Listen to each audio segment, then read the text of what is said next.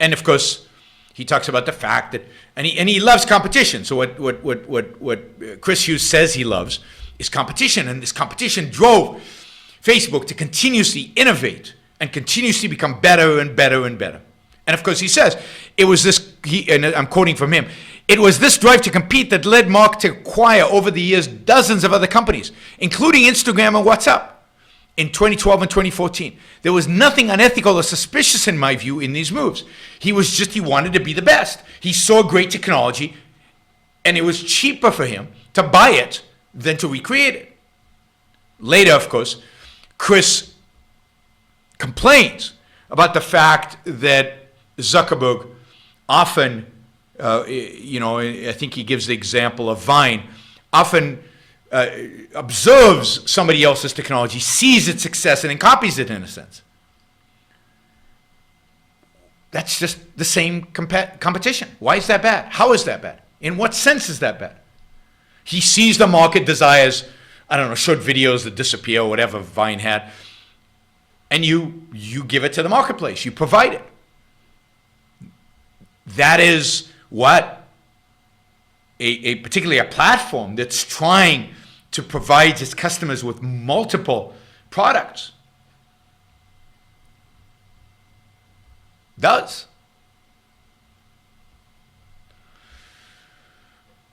All right.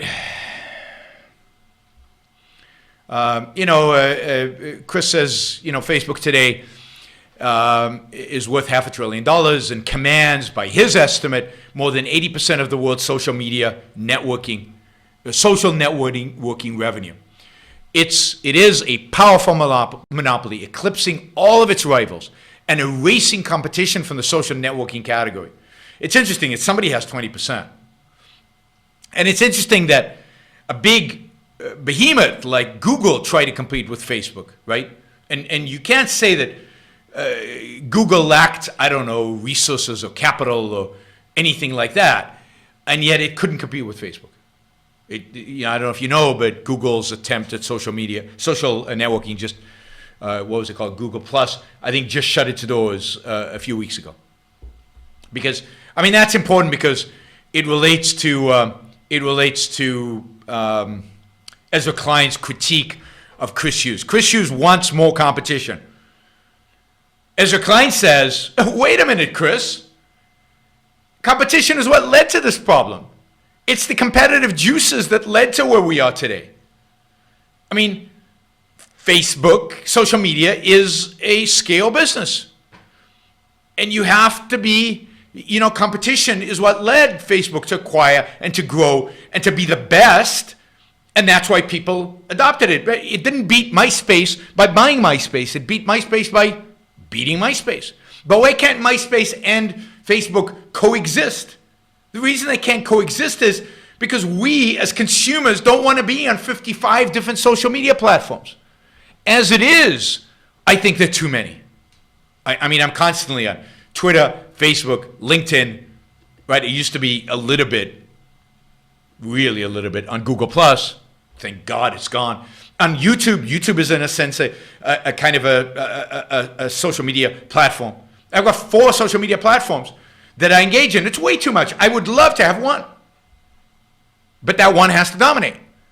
Because my purpose on being on social media is to reach a wide audience.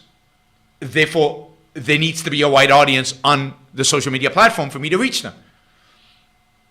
So you don't create, you can't have, and this is Ezra Klein's point, and I think he's absolutely right. You can't have you probably can't have, who knows what would happen in a marketplace, but you probably can't have a non-dominant social media platform that serves its customers well, that actually does what we want social media to do. So he wants, as we'll see, Chris Hughes wants competition. Right? He also says 70% of American adults use social media and a vast majority on Facebook products. Over 2/3 use the core site, 1/3 uses Instagram, and 1/5 use WhatsApp. Wow, 70% of American adults use social media. What happens to the 30% who don't? Do you think they shrivel up and die? because supposedly not using social media is not an option. Never mind using a different social media platform. What happens to the 2/3? The third is not using the core Facebook site. Are they using a competitor site? Maybe there is competition. Small? I know a lot of people, for example, use LinkedIn because it serves their purpose more than Facebook does. Is that not competition? It's fewer than a third of people report using Pinterest, LinkedIn, Snapchat. A third is a lot of people. Why is this not competition? I mean, if you take China out, pretty much half of the people in the world use, or something like half of the people in the world use iPhones and half the people use Samsungs. I guess there's no competition there either. That's why they don't constantly improve the features of their products, because there's just no competition. There's just two companies. It can't be competition. And Facebook is constantly driven to improve whatever it does because there's no competition. Okay. Wait, those of you eager to talk about the free speech stuff, we're going to get to the free speech, and Chris Hughes talks about it, and we're going to get to it's not the free speech issues, the speech issues, not free speech. Anyway, so it's all about Facebook's dominance and it beating the competition, and the fact that regulators allowed it. I mean, the great sin is that regulators allow it to buy Instagram or WhatsApp. I don't know why that's such, I don't know why that is the dominance. I mean, Facebook in and of itself seems to have a pretty dominant position. Why is it that he keeps repeating this, and I see other articles, everybody talks about these two acquisitions of Instagram and WhatsApp, and that's what really is devastating. We need to spin these off. We need to force them to sell them. It's just, I don't know that many Americans use WhatsApp. But he says the real danger is when Zuckerberg completely integrates WhatsApp and Instagram into Facebook.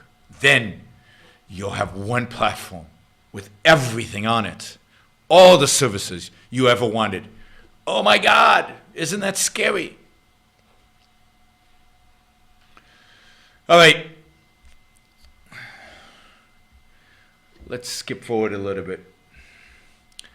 He also, as proof of the fact that there is no competition again, no social media networking company has been founded since the fall of 2011. I mean, I'm not going to challenge that. I don't know. Although Vine might have been, I don't know. I'll just leave it at that. My answer to that is, so what? He says, as market become more, maybe because people are pretty happy with Facebook, and it's hard to establish the kind of networking effects and the kind of benefits that size has. It's hard unless Facebook really, really stumbles, and it might be stumbling, and maybe there's a desire to do that. As market become more concentrated and the number of new startup businesses decline, right? As markets become more concentrated. So he says, for example, nobody's competing with Google on search.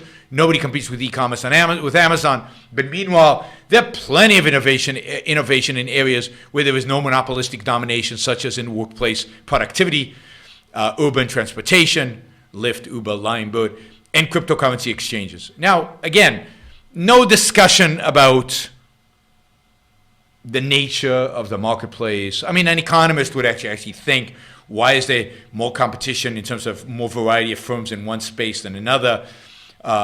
What phase of innovation are they in? Are these companies that benefit from economies of scale, or don't they? Think about Amazon, for example. How long did it take Amazon to reach the complete, not a dominance it has today? Well, a long time. Years and years and years, I'd say a couple of decades of losing money. Well, maybe Uber is just in the beginning of that cycle. Maybe Uber will dominate urban transportation, but it just needs a couple of decades to do it. And over time, it will, as it loses money, drive Lyft and everybody else out of business, right? I guess he includes Lime and Bird, which are companies that sell scooters. Some extent competitors with Ubers, and if Uber and another are not. Anyway, it's a mishmash. The whole thing's a mishmash.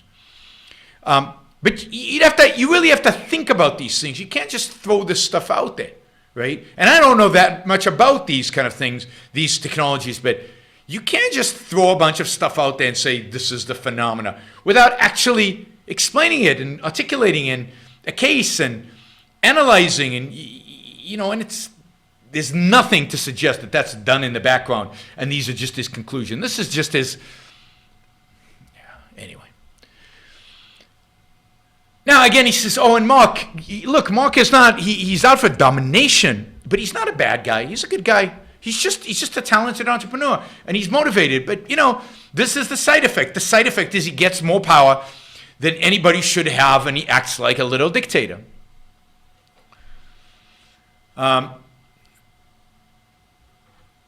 right, so here we are. We've got this monopoly, and it's interesting. He says you don't really have a choice to use Facebook, and this is the example he uses. He says, this is the example he uses. Some days, lying on the floor next to my 1-year-old son, as he plays with his dinosaurs, I catch myself scrolling through Instagram, waiting to see if the next image will be more beautiful than the last. What am I doing? I know it's not good for me or for my son, and yet I do it anyway. The choice is mine, he continues, but it doesn't feel like a choice. Facebook seeps into every corner of our lives to capture as much of our attention and data as possible, and without any alternative, we make the trade. Oh my God. This is just after he's, there's nothing nefarious about Microsoft, but it seeps into every corner of our lives, and we have no choice. We have no choice anymore. And you'll see that later on, he compares Facebook to a tobacco company. It sells us an addictive product. Now, as you know, as most of you I think could imagine, I do not believe that tobacco should be regulated. And I do not believe that, smoking should be banned by government. But notice the analogy, and they're going to use this. You're going to hear more and more of this. He's introduced this. Now it's going to become a regular thing. This is like smoking. Facebook's like smoking. You need to regulate it. You need to control it. And he actually proposes maybe children shouldn't be allowed to use Facebook. Or maybe the government should institute a number of hours the children should be able to watch Facebook. I think that was him and not Ezra Klein. We'll get to Ezra Klein later, but I think that was him. Right? And then, of course, he goes into the privacy problems, and he says, of course, competition won't necessarily spur privacy protection. Regulation is required to ensure accountability. We need regulations. We need government. So we've got 3 problems as he sees it. It's monopoly power over an addictive product, over a product that has no competition, over a product that is, that we don't have any choice but to consume because of its addictive power. Somebody's asking about secondhand smoke. Another time, people. Another time. And there's no secondhand smoke to Facebook. I can't imagine what it would be.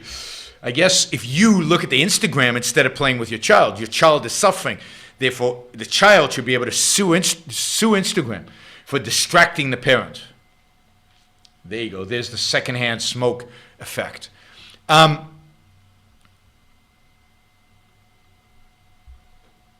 Also observe that tobacco actually has physical effects on you. It actually damages you. So there's some case to be made that you should be able to sue a tobacco company if it was hiding the damage that was being done to you from you, if that were the case. But Facebook is not causing you physical damage. Anyway, 3 things. 1, it's a monopoly. 2, privacy. We know they've got all this data, they abuse it, they leak it, they let other people have it, and they know all this stuff about you. You should be scared. They know stuff about you. Now, I think the solution to the privacy stuff, he argues, of course, the regulation. I think it's the third party, it's the doing away with the third party doctrine, which is Amy's big thing. It's to place the ownership of data back in the hands of the individual. not in the hands of, not once you give it up, the government can access it, because the real villain here is government accessing your information. And again, that is because there's a fundamental difference between political power and economic power. The only thing that Facebook could do with my information in terms of economic power is feed me ads that they think I will like, or feed me news that they think I will respond to. Neither one of those I view as harmful. Both of them actually are quite positive. I actually enjoy the ads that they actually do send me, because they figured out what are the kind of things that I want, and they provide me with information about products that I never knew existed. I'm often stunned by the kind of stuff that comes in my Facebook feed in terms of the new products that I didn't know existed, but they think that I will find an interest in. I mean, it's great. So I have no problem. I have a lot less problem with the privacy stuff. Plus, you can change your privacy settings. You can control that. The third, of course, is what everybody's talking about these days. And here he says, he says, the most problematic aspect of Facebook's power is Mark Zuckerberg's unilateral control over speech. There is no precedent for his ability to monitor, organize, and even censor the conversations of 2 billion people. Wow. I mean, this guy is more powerful than anybody with a gun. This guy is more powerful than government. There's no difference between political and economic power. He can censor us. Now note again, this using the word censor where it's not appropriate. Censorship is something only the government can do.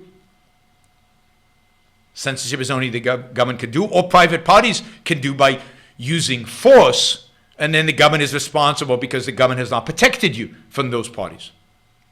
But censorship is an act of force. It's an act of violence. It's not